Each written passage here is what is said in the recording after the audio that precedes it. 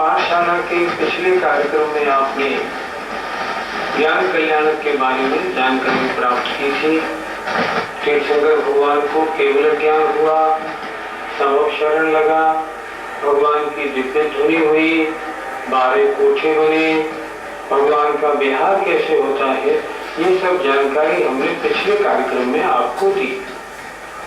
केवल गुरुस्थान में जो केवली अवस्था है, फिर इसके अंत में क्या होता है, भगवान सिद्ध कैसे बनते हैं, मोक्ष होने के बाद आत्मा कहाँ विराजमान होती है, उसको कौन कौन से गुण होते हैं उनमें, इन सब बातों की चर्चा आज हम करेंगे। तो आइए अब हम प्रारंभ करते हैं। केवली भगवान केवली समुद्घात कब करते हैं और क्यों करते हैं, इसकी आवश्यकता क्या होती है? इस प्रश्न का उत्तर देने से पहले हम ये समझें कि समुद्घात होता क्या है। समुद्घात का मतलब होता है मूल शरीर को न छोड़कर आत्म प्रदेशों का बाहर निकलना समुद्घात है। जब केवली भगवान की आयु अंतर्मुहूर्त शेष रह जाती है, तब केवली समुद्घात होता है और उसमें तीर्थंकर भगवान के आत्मा के प्रदेश शरीर से बाहर निकलते हैं। इसकी आवश्यकता क्यों पड़ती है? आवश्यकता इसलिए पड़ती है कि केवली भगवान के यदि आयु कर्म थोड़ा शेष रह गया हो और 3 अघातिया कर्म वेदनी, नाम और गोत्र, इनकी स्थिति ज्यादा हो, तब क्या होगा? इसलिए इस केवली समुद्घात के द्वारा वेदनी, नाम और गोत्र, इन 3 अघातिया कर्मों की स्थिति को अंतर्मुहूर्त प्रमाण किया जाता है। इसलिए ये केवली समुद्घात होता है। आचार्यों ने इसके संबंध में 2 बातें शास्त्रों में लिखी। आचार्यों का कहना है, कुछ आचार्य ऐसा कहते हैं कि जिन मुनि महाराजों को आयु 6 महीने से ज्यादा शेष रहने पर केवल ज्ञान होता है, उनके समुद्घात होना आवश्यक नहीं हो, ना भी हो। तो जिन मुनि महाराजों की आयु 6 महीने से कम शेष रहती है, उनके समुद्घात होता ही होता है। लेकिन आचार्य वीरसेन महाराज का कहना है कि केवली भगवान अंत में समुद्घात करते ही करते हैं, क्योंकि चारों अघातिया कर्मों की स्थिति समान नहीं रहती। इसलिए केवली समुद्घात केवली भगवान की आयु के अंतिम अंतर्मुहूर्त में होता है और वो शेष 3 जो अघातिया कर्म है, उनकी आयु अंतर्मुहूर्त प्रमाण करने के लिए होता है। केवली समुद्घात कैसे होता है, इसमें भगवान को क्या करना पड़ता है? केवली समुद्घात में केवली भगवान को कुछ करना नहीं पड़ता, केवली समुद्घात स्वयं होता है। ये एक ऑटोमेटिक क्रिया है। जब आयु अंतर्मुहूर्त शेष रह जाती है, तब केवली भगवान के आत्मा के प्रदेश अपने शरीर से बाहर निकलते हैं। कैसे निकलते हैं? केवली समुद्घात में 4 प्रोसेस होते हैं, या केवली समुद्घात के 4 भेद हैं। सबसे पहले आत्मा के प्रदेश सीधे ऊपर से नीचे तक डंडे की तरह निकलते हैं, उसको हम बोलते हैं दंड समुद्घात। उसके बाद ये एक समय के लिए होता है। उसके बाद वो इस तरह किवाड़ की तरह, जो अपना डोर होता है ना, गेट, उसकी तरह इस तरह फैलते हैं दोनों तरफ, उसको हम बोलते हैं कपाट समुद्घात। दूसरे समय में, तीसरे समय में केवली भगवान के आत्मा के प्रदेश पूरे लोक में जो अंत में वातवलय हैं, उनको छोड़ के पूरे लोक में फैल जाते हैं। और चौथे समय में आत्मा के प्रदेश जो वातवलय हैं, उनमें भी फैलकर पूरे लोक प्रमाण हो जाते हैं। फिर एक बार समझें, पहले समय में दंड समुद्घात, डंडे की तरह ऊपर से नीचे।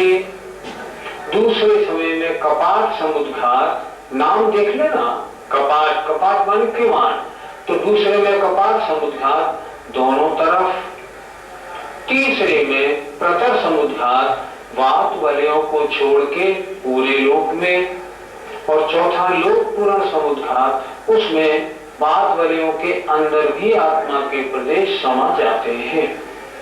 जितना बड़ा लोक है पूरा, उतने वे आत्मा के प्रदेश फैल जाते हैं, और आत्मा के प्रदेश हैं भी तो उतने, जितने लोकाकाश के प्रदेश हैं उतने प्रदेश आत्मा के। सब एक एक प्रदेश पर एक एक आत्मा का प्रदेश मतलब स्थिर हो जाता है। पांचवें समय में अब फिर लौटना प्रारंभ होता है, तो लोक पूर्ण से प्रतर में आए, छठे समय में फिर कपाट में आए, सातवें समय में दंड में आए, और आठवें समय में जो निकले हुए आठ प्रदेश थे वो पुनः शरीर प्रमाण हो जाते हैं। इस तरह ये केवली समुद्घात होने की पूरी प्रक्रिया है। ये भगवान विद इंटेंशन नहीं करते, ये तो आयु के अंत में केवली समुद्घात स्वयं होता है। केवली समुद्घात तो हो गया, अब इसके बाद क्या होगा? केवली समुद्घात के बाद में केवली भगवान थोड़ा विश्राम करते हैं, और विश्राम करने के बाद तीसरा शुक्ल ध्यान है सूक्ष्म क्रिया प्रतिपाती। सूक्ष्म क्रिया प्रतिपाती की क्रिया प्रारंभ होती है। तो विश्राम के बाद में उसके बाद क्या होता है कि वादर काय योग के द्वारा, थोड़ा विषय कड़ा है, जरा ध्यान से सुनिएगा। वादर काय योग के द्वारा वादर मनोयोग समाप्त हुआ, फिर वादर वचन योग समाप्त किया, फिर वादर श्वासोच्छ्वास समाप्त हुआ, और वादर काय योग भी समाप्त हो गया। इसके बाद सूक्ष्म काय योग के द्वारा सूक्ष्म मनोयोग समाप्त होता है, फिर सूक्ष्म वचन योग समाप्त होता है, और सूक्ष्म श्वासोच्छ्वास समाप्त होता है। अब क्या बचा? सूक्ष्म काय योग। जब सूक्ष्म काय योग रह जाता है तब केवली भगवान के तीसरा शुक्ल ध्यान होता है। समुद्घात के द्वारा क्या हुआ था कि शेष तीन जो थे, नाम, गोत्र और वेदनी, तीन अघातियां कर उनकी स्थिति अंतर्मूर्त हो गई थी, लेकिन अभी आयु कर्म के बराबर नहीं हुई थी। सूक्ष्म क्रिया प्रतिपादी नामक तीसरे शुक्ल ध्यान में अंतर्मुहूर्त जो हो गई थी स्थिति, वो और घट के अब आयु प्रमाण शेष रह जाती है। ये काम किसका है? तीसरे सूक्ष्म क्रिया प्रतिपादी नामक शुक्ल ध्यान का है। ये कब होता है? जब वादर काय योग और सारे सूक्ष्म योग भी हटके मात्र सूक्ष्म काय योग रह जाता है, तब सूक्ष्म काय योग में ये तीसरा शुक्ल ध्यान होता है, और उसके द्वारा तीन कर्मों की स्थिति अब आयु कर्म के बिल्कुल बराबर हो जाती है। पंडित जी, शुक्ल ध्यान तो चार होते हैं, तीन शुक्ल ध्यान हो गए, इसके बाद चौथा शुक्ल ध्यान कब होगा? तीसरा शुक्ल ध्यान कब हुआ? 13वें गुण स्थान के अंत में। अब यहाँ क्या हो गया? इस शुक्ल ध्यान के द्वारा समस्त योग समाप्त हो गए। सूक्ष्म काय योग में तीसरा शुक्ल ध्यान हुआ था, अब इस शुक्ल ध्यान के बाद अब तीसरा और सूक्ष्म काय योग भी समाप्त हो गया। अब केवली भगवान 13वें गुण स्थान से 14वें गुण स्थान में आ गए। 14वें गुण स्थान का नाम क्या हुआ? अयोग केवली। अब कोई भी योग नहीं है। जब योग रहित हो जाते हैं तब केवली भगवान के चौथा शुक्ल ध्यान होता है, नाम है व्यपरत क्रिया निवृत्ति। तब चौथा शुक्ल ध्यान होता है। चौथा शुक्ल ध्यान 14वें गुण स्थान में होता है, और इस शुक्ल ध्यान का काम क्या है, इस शुक्ल ध्यान का फल क्या है, ये होता है तो इससे होता क्या है? देखिए, हम पूजा में क्या पढ़ते हैं? कर्मन की 63 प्रकृति नाश, जीते 18 दोष राशि। अरहंत परमेष्ठी 148 प्रकृतियों में से 63 प्रकृतियों का नाश करते हैं। अब कितनी बची? 85। अब 85 कर्म प्रकृतियों का नाश कब होगा? इस 14वें गुण स्थान में होगा। उसका नाश कैसे होगा? उसका नाश विपरीत क्रिया निवृत्ति नामक चौथे शुक्ल ध्यान के द्वारा होगा। अर्थात 14वें गुण स्थान में जब केवली भगवान अयोगी हो जाते हैं, योग रहित हो जाते हैं, तब उनके चौथा शुक्ल ध्यान होता है विपरीत क्रिया निवृत्ति, और उस चौथे शुक्ल ध्यान के द्वारा शेष बची हुई 85 जो कर्म प्रकृतियां हैं, 148 में 63 घटाया तो 85 बची, शेष बची हुई जो 85 कर्म प्रकृतियां हैं वे सब नाश को प्राप्त होती हैं। नाश को प्राप्त कैसे होते हैं? जब 14वें गुण स्थान का अंतिम समय आता है, मतलब उनकी इस मनुष्य पर्याय का अंतिम समय आता है, उससे पहले समय में 72 प्रकृतियों का नाश या 73 प्रकृतियों का नाश होता है और शेष 12 या 13 प्रकृतियों का नाश अंतिम समय में होता है। इस तरह 14वें गुण स्थान के अंतिम 2 समयों में 85 प्रकृतियों का नाश हो जाता है, अर्थात 8 कर्म संपूर्ण रूप से नाश को प्राप्त हो जाते हैं। केवली भगवान के 8 कर्म तो नष्ट हो गए, अब आत्मा का क्या होगा? अब आत्मा सिद्ध बन गई। अर्थात यहाँ पर इस मध्यलोक में मुनि महाराज या केवली भगवान विराजमान हैं, उन्होंने ध्यान लगाया, 14वें गुण स्थान के अंत में 8 कर्म नष्ट हुए। अब क्या होगा? वो जो आत्मा थी ना, वे आत्मा सीधी उसी स्थान से ठीक 90 डिग्री एंगल पर ऊपर जाके एक समय में लोक के अंत में विराजमान हो जाती है। फिर एक बात सुने, 8 कर्म नष्ट होने पर वह जो आत्मा था केवली भगवान का, वो वहां से सीधा ऊपर जाके लोक के अंत में विराजमान हो जाता है, वहां जाकर स्थित हो जाता है। हम कहेंगे ये अब सिद्ध भगवान बन गए, या हम ये कहेंगे उस जीव को मुक्ति प्राप्त हो गई। सिद्ध भगवान की अष्टकर्म नष्ट होने पर कौन कौन से गुण प्राप्त होते हैं? समुचित दर्शन ज्ञान, अगुर लघु अवगाहना, सूक्ष्म वीर जुबान, निरावाद गुण सिद्ध के। सिद्ध परमेश्वरी के कितने मूल गुण होते हैं? 8। मोहनी कर्म नाश होने से समुचित माने क्षायिक सम्यक्त, ज्ञानावरणी नष्ट होने से क्षायिक या अनंत ज्ञान, दर्शनावरणी कर्म नष्ट होने से अनंत दर्शन, अंतराय कर्म नष्ट होने से अनंत वीर्य या शक्ति, वेदनी कर्म का नाश होने से अव्याबाधत्व, आयु कर्म का नाश होने से अवगाहनत्व, नाम कर्म का नाश होने से सूक्ष्मत्व और गोत्र कर्म का नाश होने से अगुर लघुत्व। सिद्ध भगवान के 8 गुण होते हैं और ये 8 गुण एक एक अलग अलग कर्मों के नष्ट होने से उनको प्राप्त हो जाते हैं। इस तरह वह आत्मा इन 8 गुणों से समृद्ध युक्त हो जाती है। आत्मा तो मुक्त हो गई, अब शरीर का क्या होता होगा? अब शरीर पुद्गल मात्र रह जाता है। उसके बारे में 2 तरह के प्रमाण शास्त्रों में मिलते हैं। कोई आचार्य तो ये लिखते हैं कि केवली भगवान या तीर्थंकर भगवान का जो शरीर होता है ना, वो शरीर कपूर की तरह उड़ जाता है। अग्नि कुमार देव अपने मुक्तों में से अग्नि प्रकट करते हैं और फिर उस जो शरीर बचता है ना, उस शरीर का अंतिम मोक्ष मोक्ष का संस्कार संपन्न किया जाता है। इस तरह 2 प्रमाण मिलते हैं। शरीर छोड़ने के बाद आत्मा कहाँ जाकर विराजमान होती है? कुछ लोग क्या करते हैं, कुछ लोग ये करते हैं, अपनी थाली में इस प्रकार सिद्ध शिला बनाते हैं और सिद्ध शिला में एक बिंदी रख देते हैं और ये कहते हैं ये सिद्ध शिला पर भगवान विराजमान हो गए, पर वास्तव में ऐसा होता नहीं है। सिद्ध भगवान कहाँ विराजमान होते हैं? देखो, ऊपर अगर हम देखें ना, तो ये सबसे ऊपर 5 अनुत्तर विमान हैं। उनके बीचों बीच में एक सर्वा सिद्धि नाम का विमान है।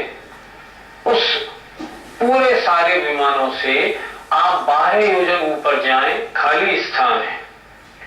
उस खाली स्थान के बाद 8 योजन मोटी, 45 लाख योजन गोल एक शिला है जिसे हम कहते हैं सिद्ध शिला। ये सिद्ध शिला किसमें है? ये अष्टम पृथ्वी जो ईशत प्रागभार है, 1 राजू चौड़ी और 7 राजू लंबी, उसके बीचों बीच में फिक्स है, चमाचम स्वर्ण चांदी जैसी आभा वाली है। तो ये क्या है? ये तो सिद्ध शिला है, पर इस पर भगवान विराजमान नहीं होते। फिर ध्यान दें, ऊपर सर्वार सिद्धि विमान से हम 12 योजन खाली स्थान पर चले, उसके बाद 8 योजन मोटी ईशत प्रागभार भूमि, उसके बीचों बीच में सिद्ध शिला है, उससे भी भगवान ऊपर गए। उस सिद्ध शिला के ऊपर 2 कोस मोटा घनोदरी वलय है, उसके ऊपर 1 कोस मोटा घनवात वलय है, और उसके ऊपर लोक के एंड में 1575 धनुष मोटा तनुवात वलय है। उस तनुवात वलय के 1500 में सबसे ऊपर के हिस्से में सारे सिद्ध भगवान जाकर विराजमान होते हैं। सिद्ध शिला पर विराजमान नहीं होते। कहाँ विराजमान होते हैं? तनुवात वलय के अंत में। तनुवात वलय के अंत में वहां सारी जितनी आज तक सिद्ध आत्माएं हैं ना, सब वहां विराजमान है। सिद्ध भगवान वहां जाकर विराजमान हो जाते हैं, उसके आगे क्यों नहीं जा पाते? ऊपर तो इसलिए जाते हैं क्योंकि आत्मा ऊर्ध्वगमन स्वभाव वाला है। आगे क्यों नहीं जाते? तनवात वलय के अंत में जाकर क्यों स्थित हो जाते हैं? क्योंकि जीव और पुद्गलों को चलने में एक धर्म द्रव्य होता है, वह मदद करने वाला होता है। अब वहां तनवात वलय के एंड तक तो धर्म द्रव्य है, उसके बाद धर्म द्रव्य नहीं है।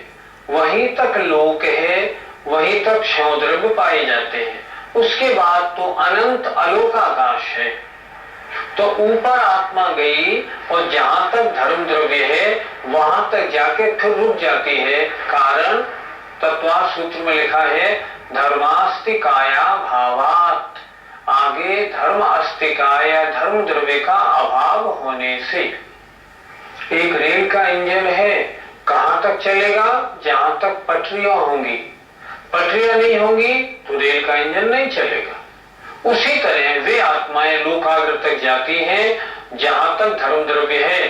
अब धर्म द्रव्य जहां नहीं है लोक के बाद में, तो लोक के अंत तक जाके बस वही स्थिर हो जाती है। सिद्धालय में अनंत सिद्ध भगवान पहले से ही विराजमान है, फिर नए सिद्ध भगवान जो होते हैं उनको स्थान कैसे मिलता होगा? सिद्ध भगवान कैसे होते हैं? सूक्ष्मत्व गुण के धारी हैं, अत्यंत सूक्ष्म हैं।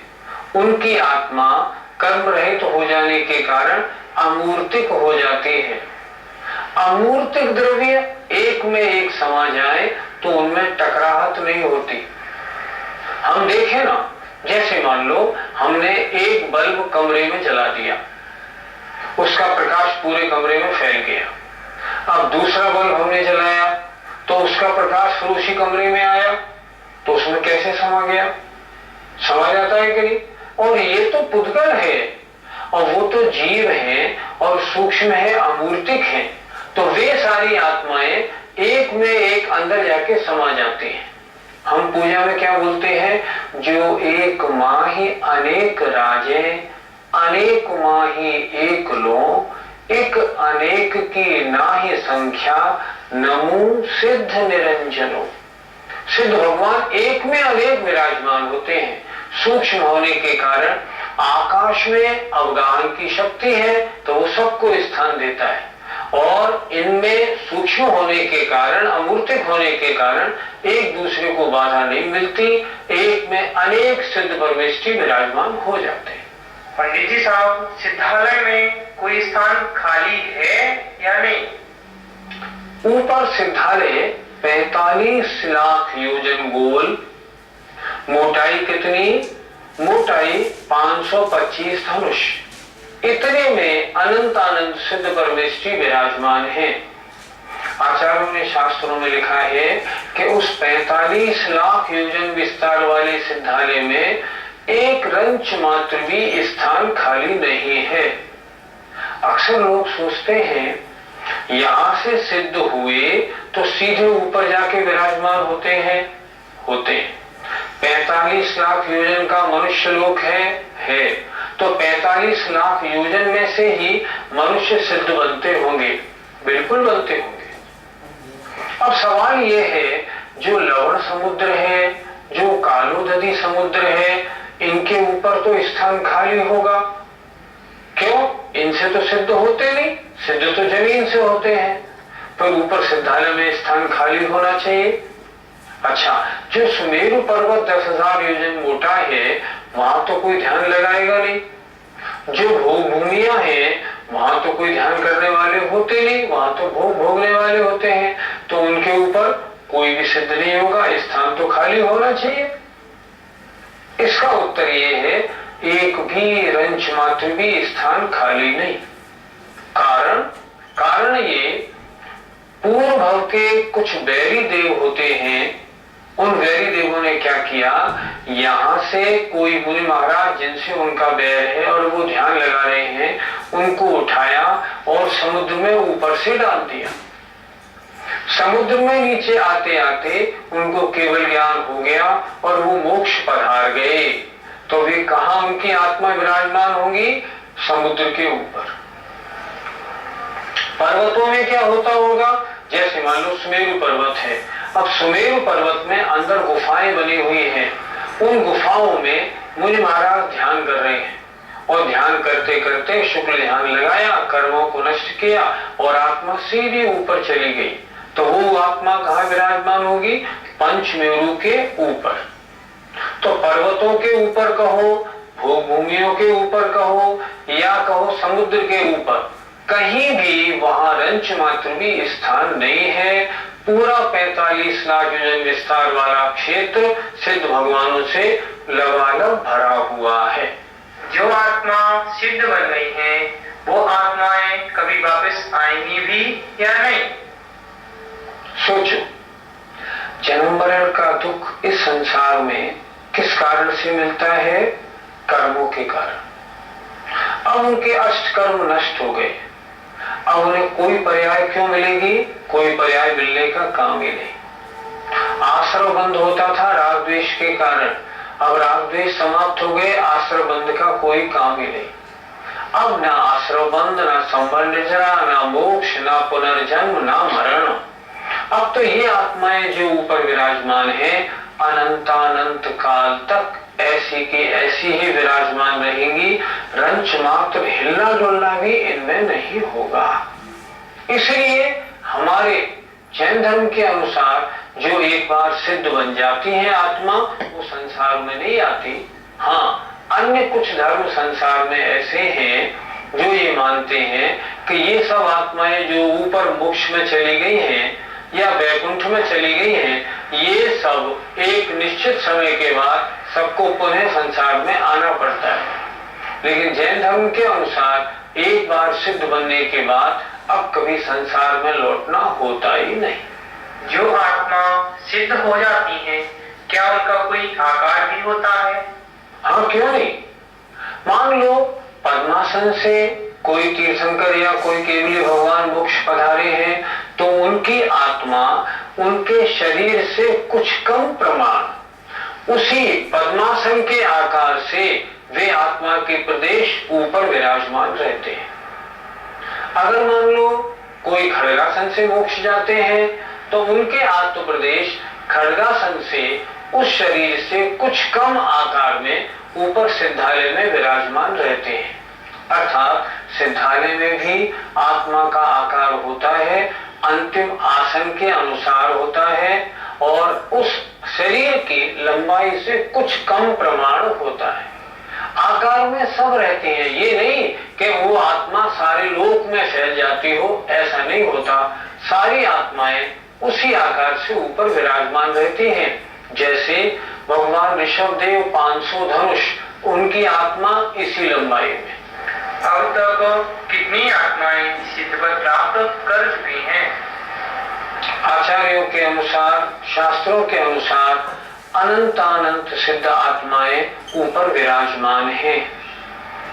और तो और 6 महीने 8 समय में 608 जीव निरंतर मोक्ष जाते ही रहते हैं। 6 महीने 8 समय गुजरे, उस 6 महीने 8 समय में 608 जीवों को मोक्ष जाना ही है, ये निश्चित है। अनंत काल से 6 महीने 8 समय में 608 जीव मोक्ष जा रहे हैं और अनंत काल तक जाते रहेंगे और वे सब ऊपर जाकर लोक के अंत में विराजमान होते रहेंगे। इस तरह अनंत सिद्ध आत्माएं लोकांत में विराजमान हैं। तब तो फिर एक दिन संसार खाली हो जाना चाहिए, फिर संसार का क्या होगा? सभी ये प्रश्न करते हैं।